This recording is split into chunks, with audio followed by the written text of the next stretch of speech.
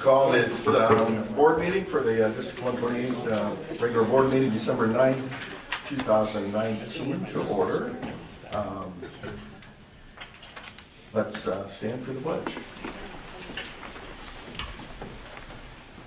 I pledge allegiance to the flag of the United States of America and to the republic for which it stands, one nation, under God, indivisible, with liberty and justice for all.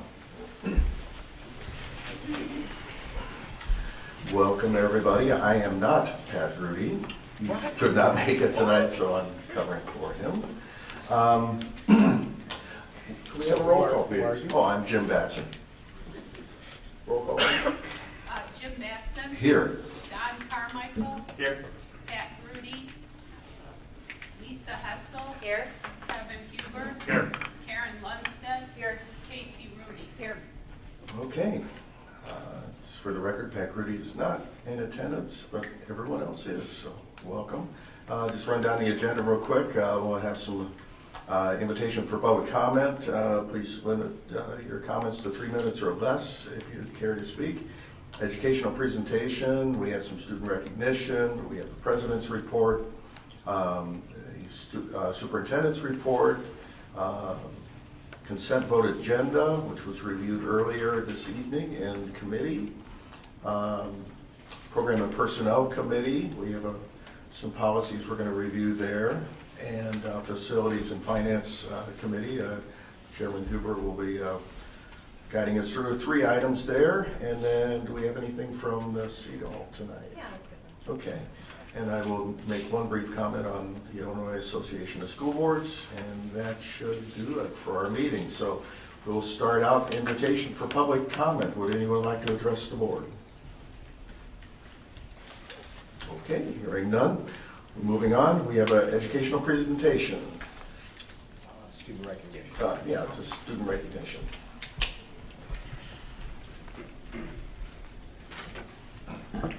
Good evening. John Gilliam, principal of Vernon Hills High School. Happy to be here tonight. Tonight we have the privilege of recognizing a couple athletes, one from Vernon Hills High School, one from Libertyville High School. We'll start at Vernon Hills. We had a enjoyable fall, and one of the pleasures of our fall was watching our football guys compete, and the young man that we get to honor tonight was one of the bright spots on that program. Interestingly enough, when we opened this high school back in 1999-2000 and started our football program the year after, this young man was running around on the sideline as his dad was coaching here as our first varsity head football coach. So I've known him for quite some time, but got to know him even better this year as he transferred in to Vernon Hills High School. So I'm going to invite Coach Bill Bellacomo up to talk a little bit about Mr. Munkin. We can talk about the stats first. Thomas has some pretty impressive stats. He led Lake County in passing with 1,979 yards, 19 touchdowns. But the most impressive thing I think we need to talk about is after we started off 4-1, and then we got the second half of our season, and really we were banged up. We went through 3 running backs. We had no running game left, but and it was really no disguise of what we were going to do coming forward. We were throwing the ball every play, trying to get the 6 wins. And Thomas, his competitiveness and the way he handled things was unbelievable. He was a true leader of the team. He gave it everything he had. And I think that going forward, his best football is ahead of him. He's a competitive kid who loves the game of football and loves to win. And he made all conference, CSL, all state, and all area for Daily Herald. So Thomas Munkin.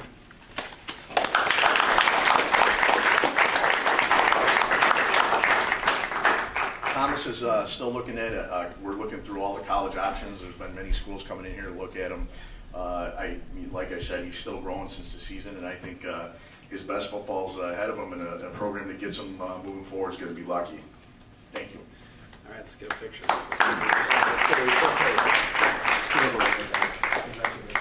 job. Congratulations.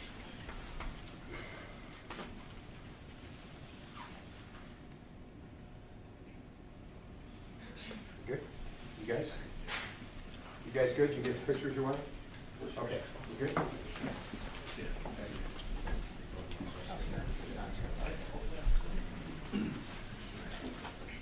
Good evening, I'm Tom Colentis, principal of Libertyville High School, and I get to introduce an extraordinary Wildcat. And one of the things that's going to be very apparent when you meet Mickey is you're going to say, Dr. Colentis, you and Mickey have so much in common. We both played soccer. Mickey is a member of our varsity soccer team. We both love Libertyville High School. And we both have an amazing set of hair. So an amazing head of hair for both of us, right, is definitely what we have in common. So I'm a big fan of Mickey Riley, and to present him and talk about him tonight is our varsity soccer coach, Kevin Thunholm.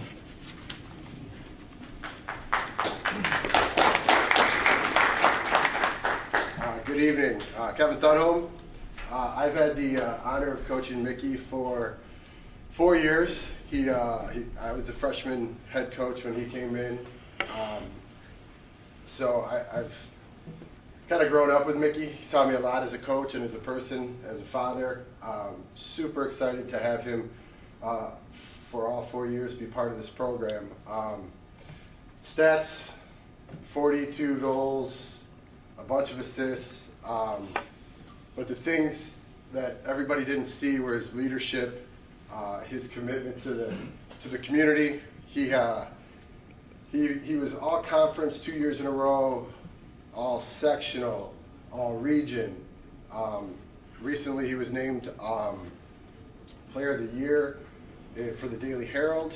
He had an article in there, my son actually was in there, talking about Mickey. We had GLSA night, and my son went up to him, and Mickey walked him out in the field, and after that he came up to all his friends. He's like, I got to touch Mickey. And I was like, are you kidding me? It's Mickey, you know, it's just Mickey. And the way that these little kids look at him and the other guys on our team it's amazing, because they were passionate about the community, the school, his family. It's everything that we want in a student athlete. Makes me proud to be a coach at the school. He's had every kind of accomplishment you can of a soccer player, but more importantly, he's a quality student, quality young man, and it was a pleasure to coach him. So, Mickey Riley.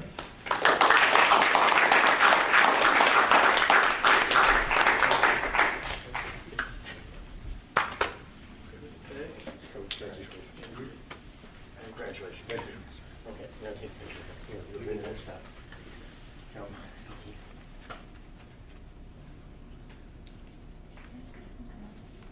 Oh, yeah, you guys come. Okay,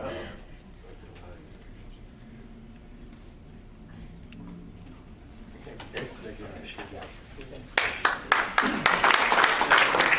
Hey, before we go, we always say this. This is the great part of the job for us, and certainly the board being able to recognize students achieving.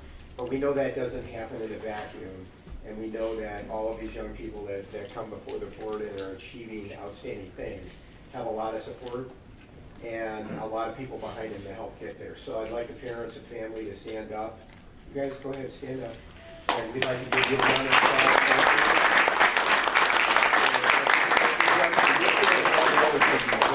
So, thanks. And it's okay if you guys want to leave at this point. I mean, you can stay. We'd love to have you stay for the rest of the evening. It seems exciting. It is pretty exciting.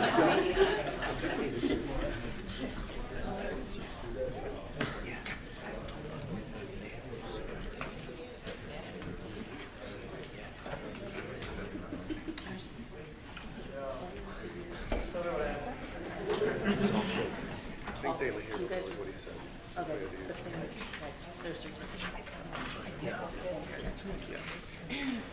Okay, we're back. Okay, that was great. Next up, President's Report.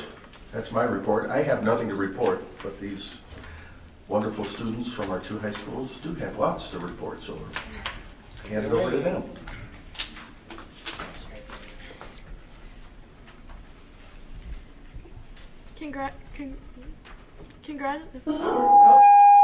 Okay. Okay. Congratulations to the girls swim and dive team who qualified 5 swimmers and 2 divers to the IHSA State Finals on November 22nd and 23rd.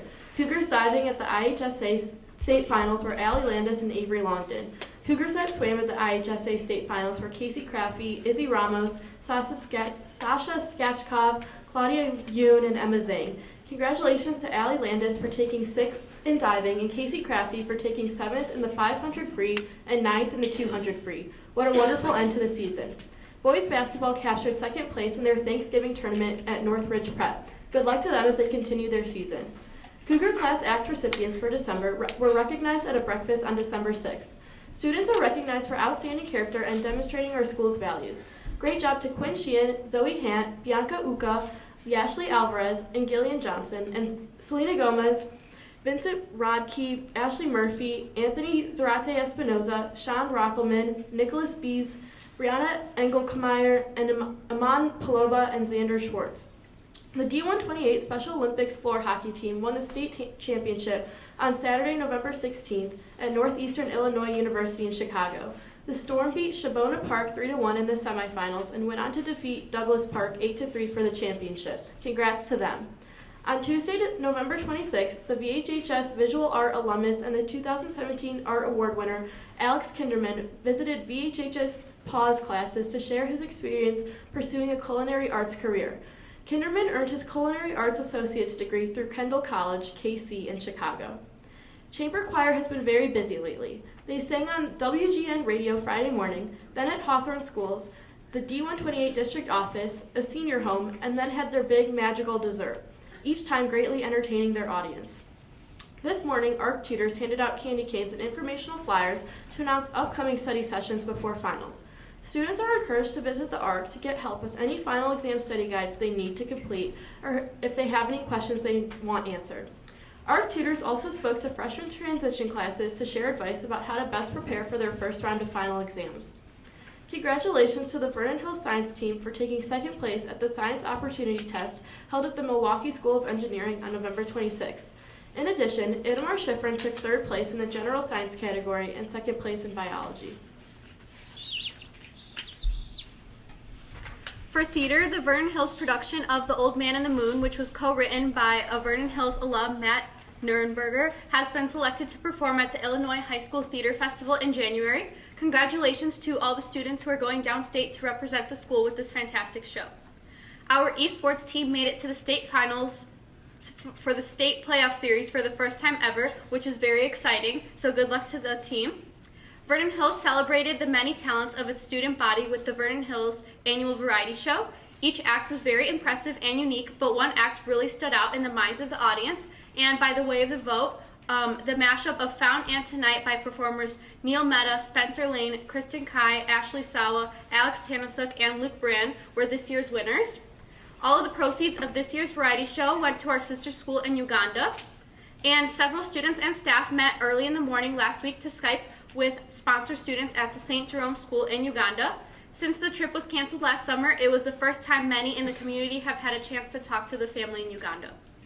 Congratulations to the Vernon Hills media students that placed 2nd in the 3rd annual Silent Film Festival held at the San Filippo Estate in Barrington. Their film, The Duelist, will be available after volunteer composer Jelani Eddington creates the original score. This film fest, held each year on the first week in November, is open to the public. The Duelist was written, produced, and directed by Vernon Hills students James Atchell. Sebastian Dominic was the director of photography. The group of 14 students who worked on the production included recent Vernon Hills graduates and current students from VHHS and LHS. Senior Drashika Asher and sophomore Aditya Sabarwal were named the Vernon Hills Prudential Spirit of Community Award honorees. They each received a Certificate of Achievement at school on November 25th. The honor was granted as part of the Prudential Spirit of Community Awards, a nationwide youth volunteer recognition program sponsored by Prudential Financial in partnership with the National Association of Secondary School Principals. These 2 students' applications will now advance for state-level judging in the 2020 Prudential Spirit of the Community Awards. Prudential will announce Illinois Top Youth Volunteers of the Year on February 4th, 2020. The Vernon Hills Holiday Concert, featuring all the choirs and the Symphony Orchestra, is on December 11th, 2019 at 6 p.m. and 8 p.m. We hope that many will take the opportunity to hear our amazing students.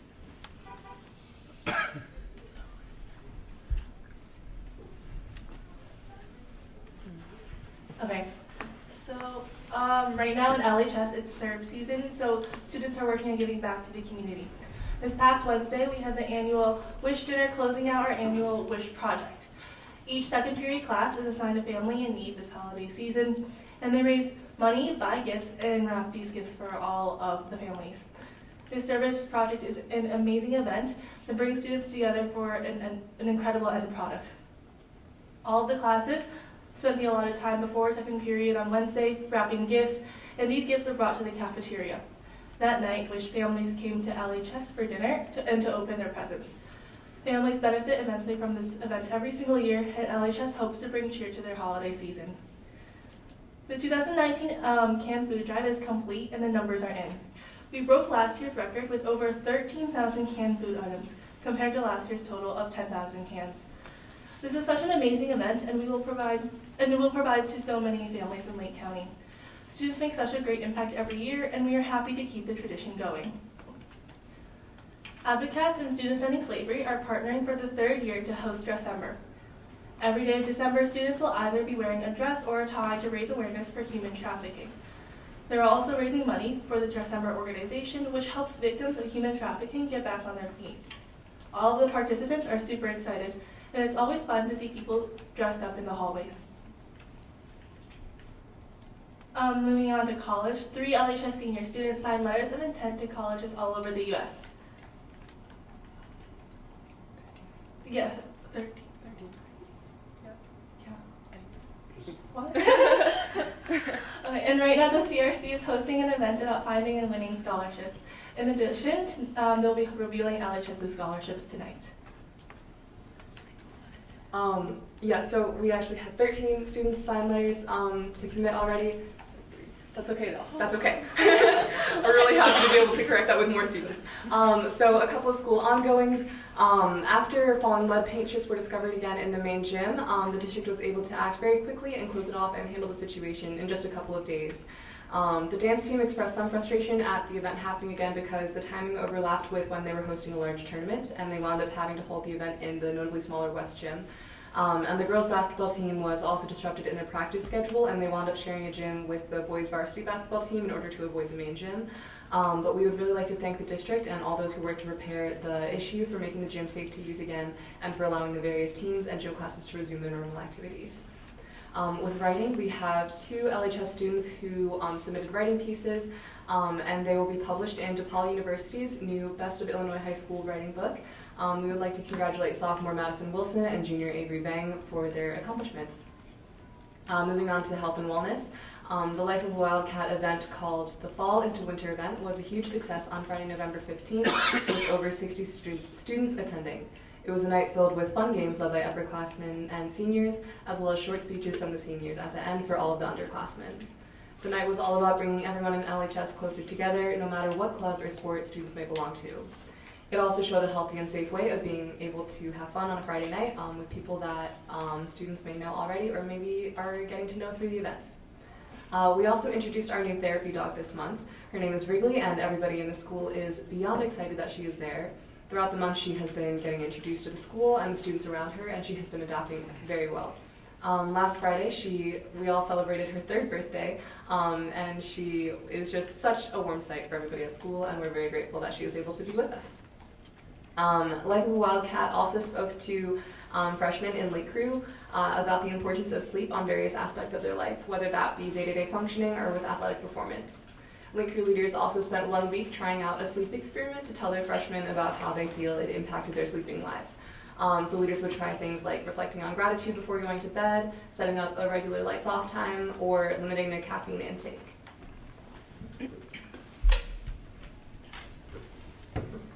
In fine arts, we have the student-directed one-act play that was last Friday and Saturday, and the show was absolutely amazing. This show has over 70 student actors, and it makes it the biggest involved show throughout the year in terms of acting. This show is entirely directed and produced by students. The LHS Orchestra recently had their annual concert with the middle school orchestra. When we spoke with members of high school orchestra, they voiced that it was fun to be able to see their old orchestra directors and worked with younger students. For ILEA, we have 13 LHS music students from orchestra, band, and choir who will represent Libertyville at the Illinois Music Education Association All-State Conference in January. The senior Noah Kupling received second place honors in violin for the Illinois American String Teachers Association and will complete this at Illinois State University for his honor. We had the pop-up art show last Friday, and it was an absolute hit, showing numerous student art pieces during lunch throughout the day last Friday. Students in glass art, ceramics, 2D studio, printmaking, digital art, and AP art were able to include their pieces, and students were able to sell their art, and a couple of favorite interactive stations included live figures, drawings, and pottery wheels were also there. The lead paint in the main gym posed a slight concern to the department leading up to the date, but fortunately everything was resolved on time. For clubs, we have the debate tournament. The debate team went to Belvedere North for a tournament on Saturday. Maddie Kuntz placed 5th speaking and 5th overall in the varsity Lincoln Douglas Circle. Freshman Nick Indigo placed 2nd overall in the Novins Lincoln Douglas circuit, and we're so proud of them and the whole team. Model UN, the Model United Nations Club went to the Chicago International Model UN Conference this weekend and had a great time. 22 members were able to attend, and they participated in a wide-ranging committees, such as International Press Delegation and United Nations General Assembly. 2 students received awards for their performance and had a great experience. Scholastic Bowl members competed in a tournament against LHS teachers for a fun-filled afternoon last week also. Thank you. Okay, thank you. Lots of great information, but I'm sure the superintendent's report is up next, and there will be even more good news. Well, there's always more good news at District 128, Libertyville and Vernon Hills High School. But just for the community, every month the 6 student board representatives meet with one of the members of the board. Typically, it's Dr. Grudy when he can make it, and Mrs. Rooney came in his stead today, as well as Dr. Colentus and Dr. Gilliam and myself, and we have an opportunity to break bread with our representatives and share a number of things along the way. So we really appreciate the work that you're all doing as board representatives. We want to make sure that we say that publicly. So they're really great. Okay? All right, more good news. The following VHHS students received the December Ellen Swick Cougar Class Act Award. Quinn Sheehan, Zoe Hent, Bianca Yuhuka, Yashali Alvarez, Jillian Johnson, Selena Gomez, Vincent Rodkey, Ashley Murphy, Anthony Zarate Espinosa, Sean Rockelman, Nicole Brees, Brianna Engelmeyer, Iman Palova, and Xander Schwartz. The following LHS students were recently named True Wildcats. November, Devjani Matra, Alexander Burns, Emma Iserman, Catherine Meyer, Scott Creel, Liam Gaden, Reeve Lounsbury, Catherine Fosmone, Gabby Wagner, Laura Erdman, and Christina Tadori Posa.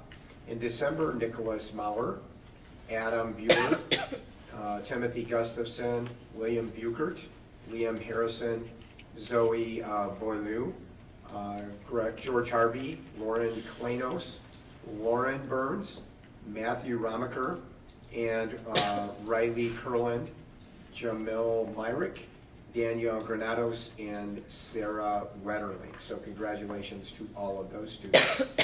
The following D128 Thundercat fencers have qualified for Junior Olympics to be held in Columbus, Ohio in February 2020. LHS sophomore Natalie Iceberg, first place in women's saber. VHHS senior James Altschul, second place in men's saber. And VHHS sophomore Brianna Griziak, third place in women's saber. So congratulations to those students. LHS senior Drew Hopkins won second place in the annual Voice of Democracy essay contest. The theme of this year's contest was What Makes America Great? At the annual journalism convention last month, LHS TOI students participated in National Student Media Contests, which are on-site competitions in a wide range of areas. Molly Buford received an honorable mention for news writing, and Mara Gregory received a superior, the highest designation possible, for literary magazine poetry. On the regional level, the organization KEMPA, which is made up of schools in northern Illinois and southern Wisconsin, gave an all KEMPA scoring, the highest possible rating, to the 2018-19 DOI magazine and website. DOI submitted 28 pieces in the individual category, and 22, nearly 80%, received rankings, including 5 honorable mentions, 7 excellents, 3 superiors, and 7 best of show. Congratulations to DOI staff members and their advisor, Michael Gluskin. Okay, on the superintendent's report as well tonight is, speaking of the LHS main gym repair work, the current work is 3 phases in the gym, and we just want to review that with the public again. We put that information out. The first phase is the work that was really just completed, which was to take down the old ductwork, which was peeling, and the HVAC elbows coming from the ceiling to make way for phase 2, which will be the installation of the new fabricated elbows and what is called duct sock tubing, which will now be the venting for the gym. That has been ordered. We're in production run and will be installed. We're assuming, we believe, materials will be here before the winter holiday, and the installation company will be able to work around existing activities that we've got planned in the gym for athletics over the break. Phase 3, just so we're doing a holistic look and we're trying to avoid to the best of our ability having that problem again, we'll be taking a look at all the existing remaining paint in the gym, particularly the metal ceiling panels in the top of the gym on the ceiling, and the metal steel support beams, to see what we're dealing with in terms of paint there. Right now that is not peeling, but we could suspect that some years later it might start peeling, and to see what options we might have there. So we'll be sharing that information with the board over the next few meetings, and then having some discussion with the board regarding on how to proceed there. The idea is, if we can, leave from the ceiling up in the gym in a position where the lead paint is being remediated in there and we don't have an opportunity for it to peel again. We'd like to investigate those possibilities, so that's what we'll be doing moving forward. Mark, you want to do a quick capital projects update? Sure, thank you, Travis.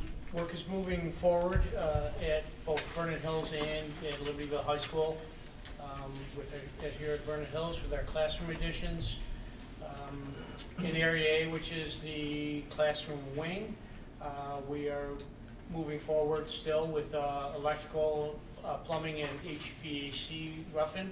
We have completed the temporary enclosure and tested the heating today, so we can proceed with forming for the floor topping, and hopefully we can pour that by the end of the week in Area A.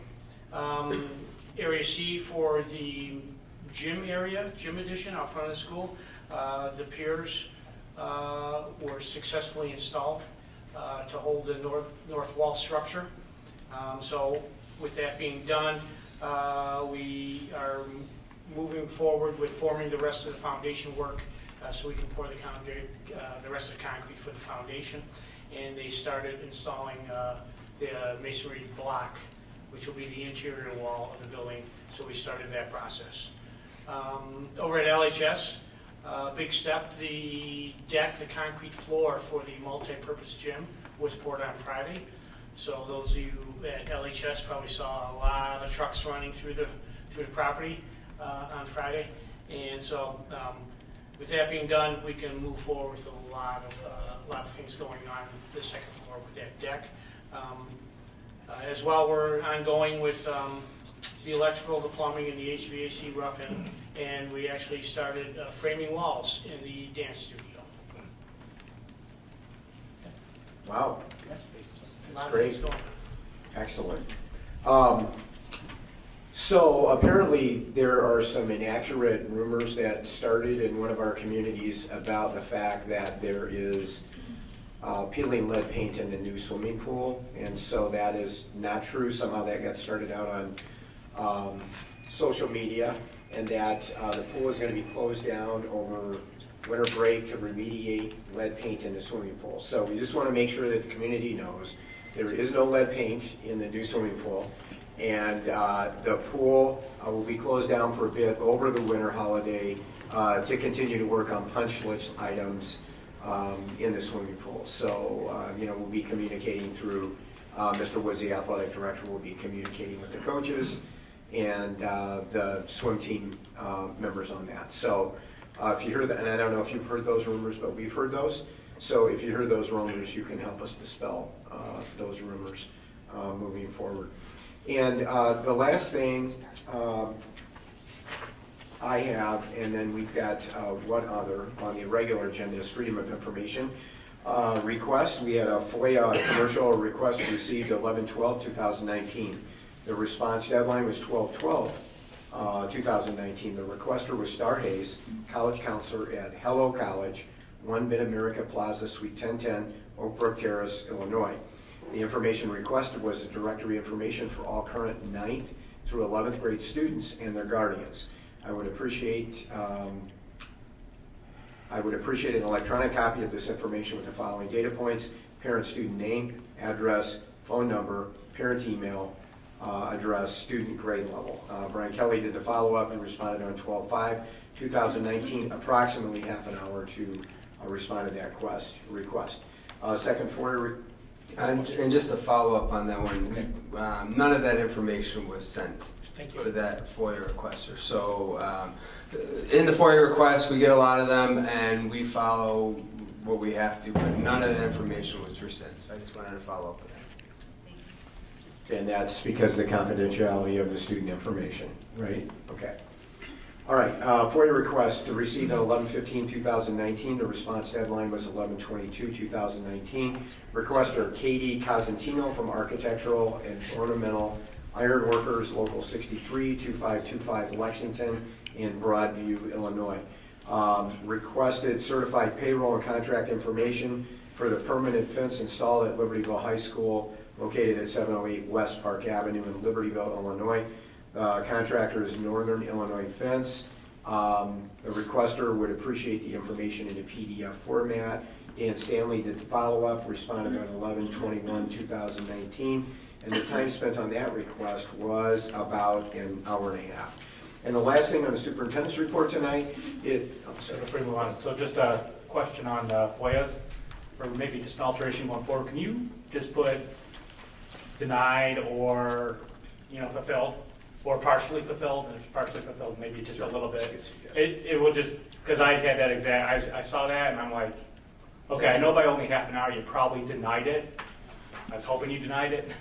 So thank you for that. Yes, we can add in there what was, because there are some things I'll ask a bunch of things, directory information, some things we can share, some things we can't, so we can add in what we sent out. I appreciate it, thank you. And the last thing on the superintendent's report tonight, we just want to remind our community again that the board does the yeoman's share of its work,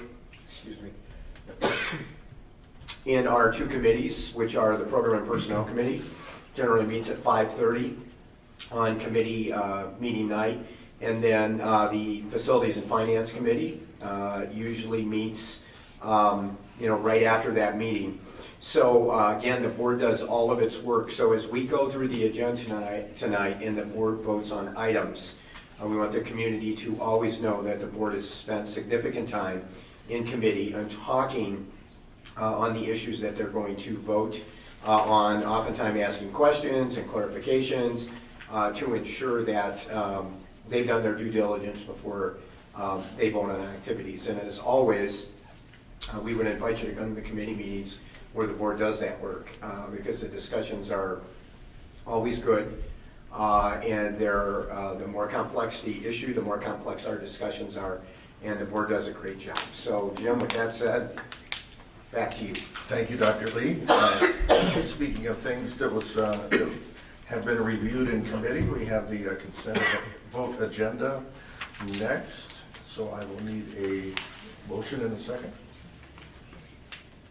Yes. If you have things to do, I'm sure you do.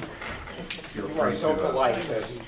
You know, just waiting for me to, they were looking at me and I'm not catching the, yeah. I think they have to stay till like we clean up. We're here for a class, right? There's a whole group of students here. We'll take a picture with you guys when you get done. Yeah, when we get Give done. your extra credit. They did their work.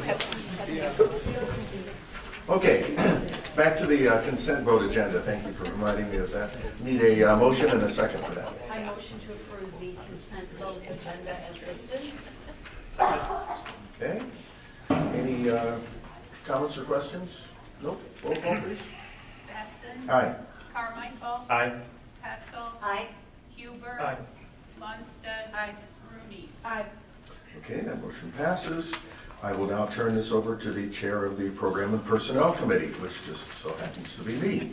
So we have the first reading of 17, is it, board policies that we reviewed in some detail in our committee meeting earlier this evening. This is a first reading, so this is just an acknowledgement of the changes in these policies. Next month we will be voting to adopt these. So I need a motion and a second to adopt these for the first reading. No? Oh, we don't. Oh, I'm sorry. Never mind. Makes it easy. Rookie mistake. So just an acknowledgement of those 17 items. So that concludes the. Jim, just an overview of the 17 board policies. So we did review these in depth during our committee meeting. Most of these policies are being updated in regards to legislative changes that went into effect when the governor signed some public acts at the end of August. Some of them were immediate, and some are effective January 1. Our board policies may lag some of the legislative, public acts and the compiled statutes, but we will always follow, even if our board policies aren't updated yet, we will follow any legislation. So, but we're right on track with getting these into place for the second reading in January. Yeah, thank you. We did have one clarification that we were recommending, so if anyone else has any other comments or questions, make sure we get those communicated before next month so that we can vote on those to adopt them. Okay, that concludes the Program and Personnel. I will turn it over to Facilities and Finance Committee Chairman Huber. Great, thank you. We did meet earlier. We talked about many different items. We have 3 action items on the main board report. Earlier, we had more in-depth conversations about CapEx. Thanks to Mark for that. We did have more conversations about the property tax relief grant that the state of Illinois gives to some communities. Unfortunately, it won't be coming to our community. And then we did talk about the following 3 items, the first of which was a resolution to designate the preparation of the tentative budget for fiscal year 2021. And this resolution, in essence, signs our assistant director. I always screw up your title. Where are you? I like to see you're the CFO. You're the money guy. You're the guy. So Dan Stanley to prepare our 2021 budget. The resolution has been presented to members of the board. I'm looking for a resolution as such.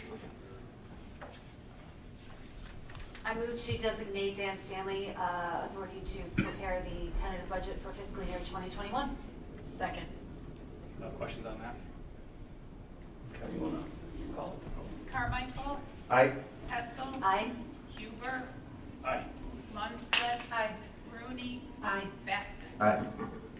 All right, second, item 5B, we are going to talk about potentially in January.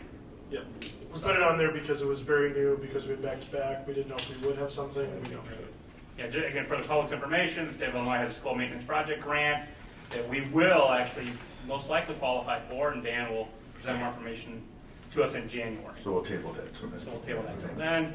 Final item on the finance and facilities is learning spaces furniture update approval. I'm sure our principals will enjoy this one.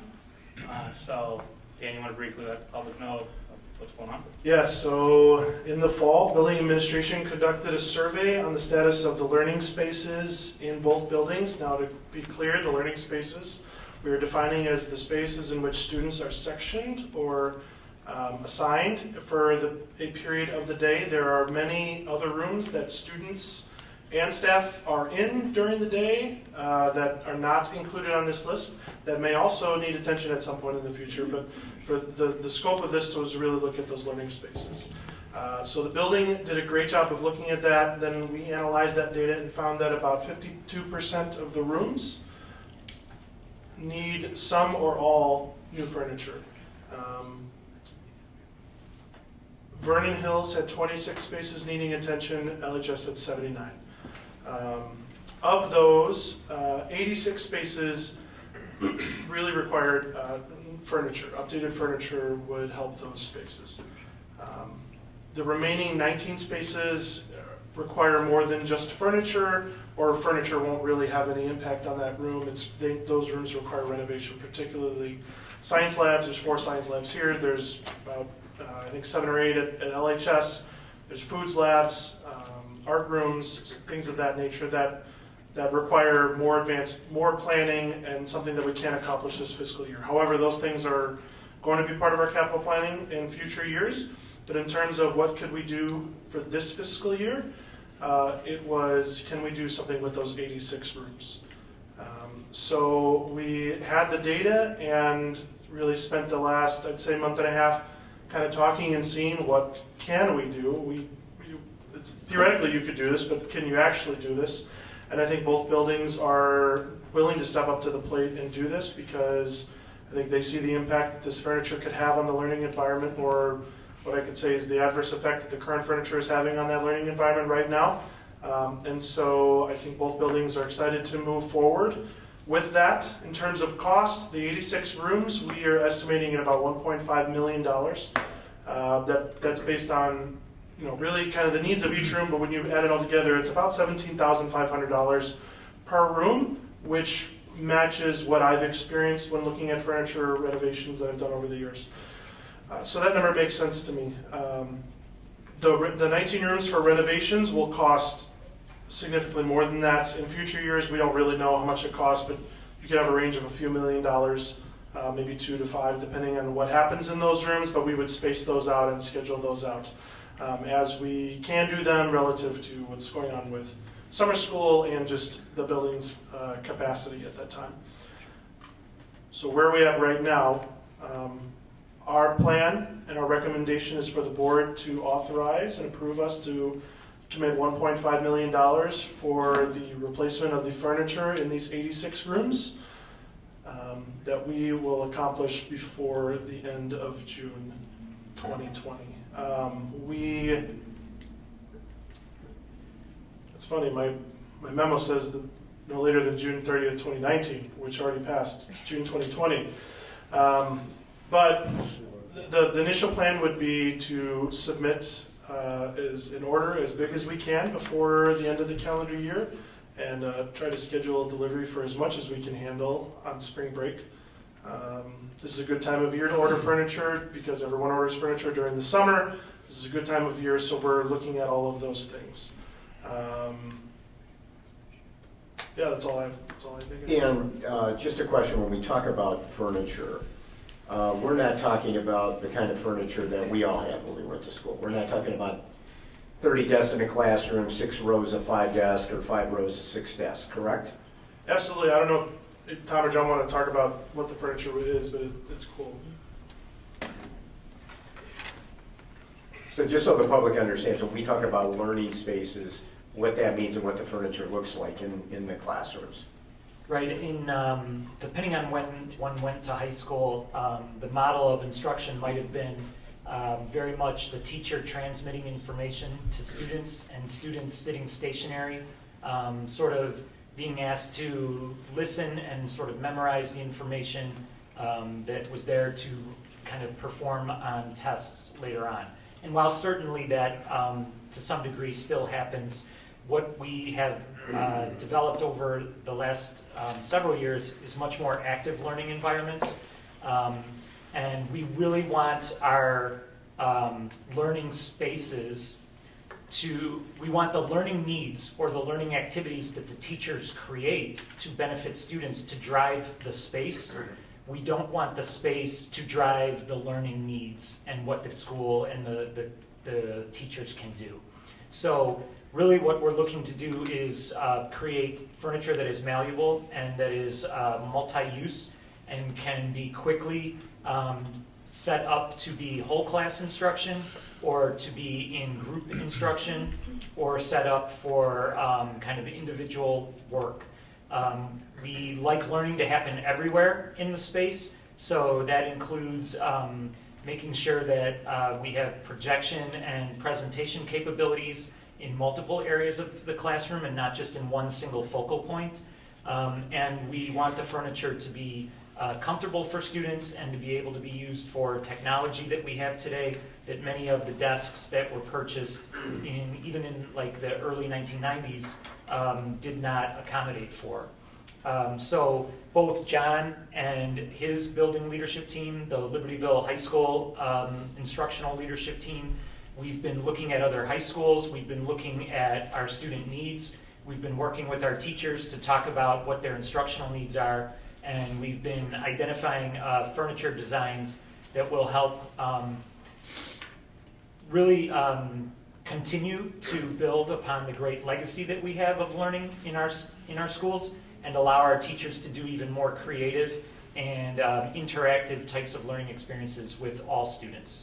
So if we use the term modular, that would be something people understand. So you're able to move the furniture around to support the learning that's going on in the classroom. Absolutely. And so that supports our daring mission, right? And continues to put us in line with where kind of at the tip of the spear of where the field is moving in terms of the involvement of students in many different ways in the learning process. Would that be correct? Yes. Right? And then Dan, we're going to have a lot of furniture coming out of those classrooms. So what happens to all of that furniture?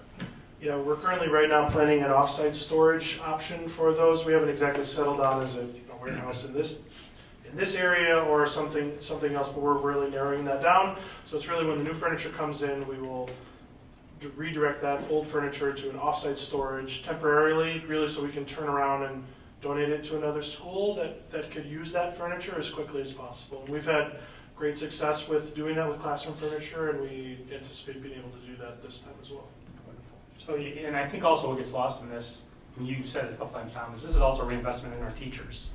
It's making the classroom a much better environment for the kids to learn, which ultimately makes them, more successful teachers, and I'm sure feel, much better about that environment. So, that sometimes gets lost in this. We're not only reinvesting in the kids by giving them furniture, but we're also reinvesting in the teacher.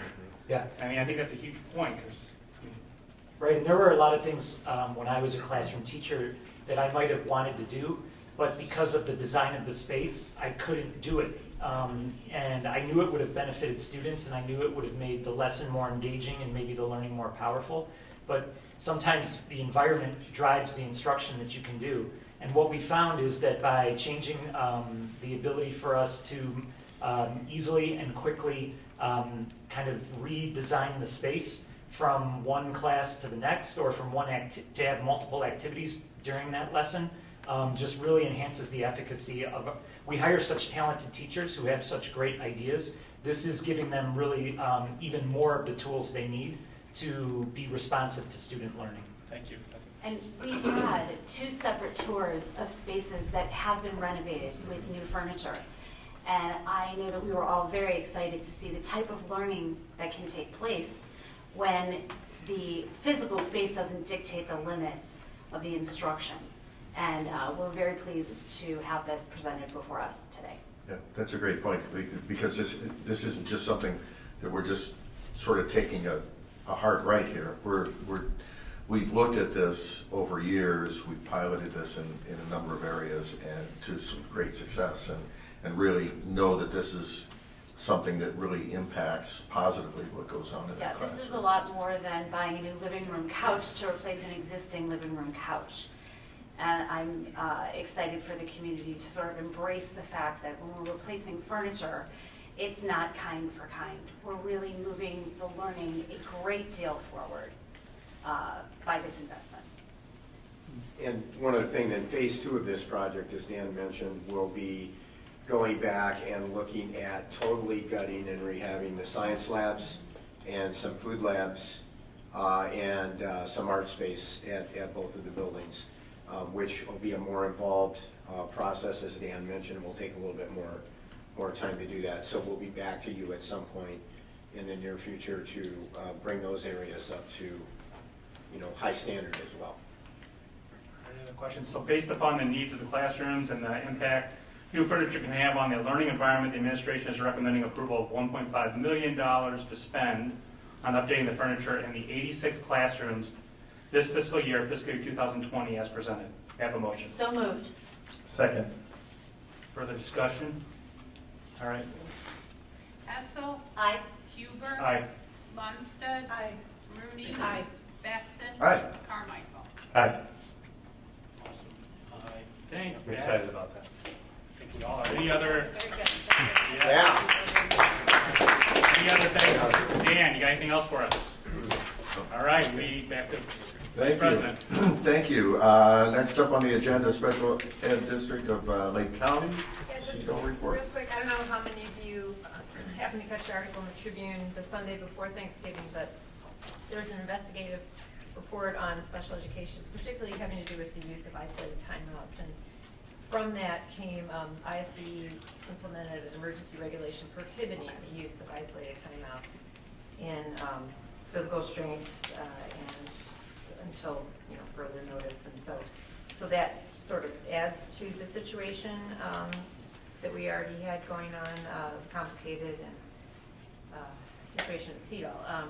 I was not able to go to the meeting on Wednesday, but Pat went, and we were anticipating a significant public comment, which the meeting went till 11 o'clock at night, so I said there were over 20 people that gave, and the significant portion of that comes from the dissatisfaction of the teachers union. They, following their notice to remedy, which I told you about after our last meeting at CEDAL, they followed that up by conducting a vote of no confidence in the last couple of weeks. So that battle continues, and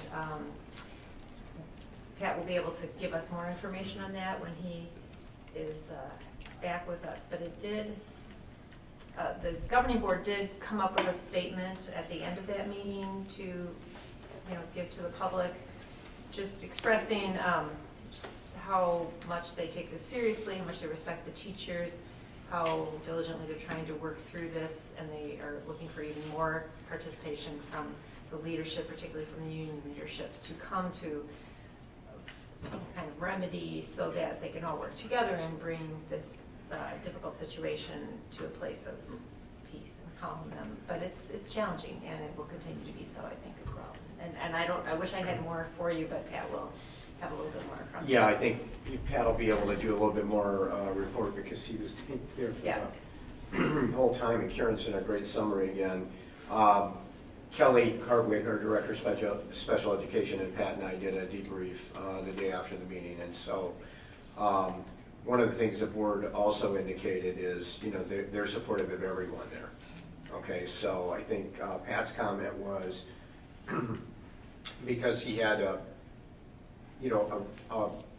relative narrow view of the issues, just because Karen's been way more involved than Pat has, then as they went through the whole meeting, he clearly understood why the administration has taken some of the steps in raising expectations for staff and then holding staff accountable for those expectations, and then the other side of the issues. So I think part of the challenge was of the statement was to issue support that, of course, the board is concerned about everybody, and they want the staff to be happy and healthy and safe, and they want the kids to be happy and healthy and safe. and moving forward. But within that, there are still expectations for things that have to be done within a legal framework moving forward. So I think the board did a great job with their statement. I'm sure Pat was an active participant in helping create that statement, but it was a good statement from the board, and I think they're asking everybody to come forward and be part of the solution, right? Easy to kind of identify the issues now. What are we going to do jointly to solve the problem? So, yeah. So in that sense, it seems as though some progress was made, apparently. And I haven't talked to Pat, so that's great. Thank you. So, Okay. Next up, Illinois Association of School Boards. I just wanted to give a brief statement. Following the November meeting, we had our delegate assembly, and I, to the best of my ability, represented District 128 at that delegate assembly. Over 400 school districts across the state were represented. And in that assembly, one of the things that we do is we vote on resolutions, which are basically position statements that the Illinois Association of School Boards then uses to support or not support legislation as it comes up down in Springfield. There was one relatively controversial one for a second year this year regarding giving school boards the option of allowing teachers and staff to be armed, to actually carry and or have guns with them in the school. I know this was a concern of some folks, and just wanted to reiterate that, so voting for this resolution would have been voting for allowing school districts to arm teachers. It was, the final vote tally was 198 in favor and 249 against. So this, for the second year in a row, did not pass and was not accepted as part of their position. So just wanted to confirm that. I know we had some community members concerned about that, as well as some of us. So other than that, it was a great meeting. So that's all for the Illinois Association of School Boards. Anything else for the? Can I give just a super fast update on the District 128 Foundation Board as the liaison? I just want to mention that there is, for anybody who doesn't know, the District 128 Foundation supports innovation grants for teachers and a student in need fund for students both at Libertyville and Vernon Hills High Schools. And the initiative that we are working on now is an alumni directory. So all alums of Libertyville and Vernon High Schools will be receiving postcards, and it will be part of an initiative to publish an alumni directory. So anybody in the community that would like to participate, please look for that. Great. Anything else? Okay, can we have a motion to adjourn? So moved. Second. All in favor? Aye. Aye. Okay.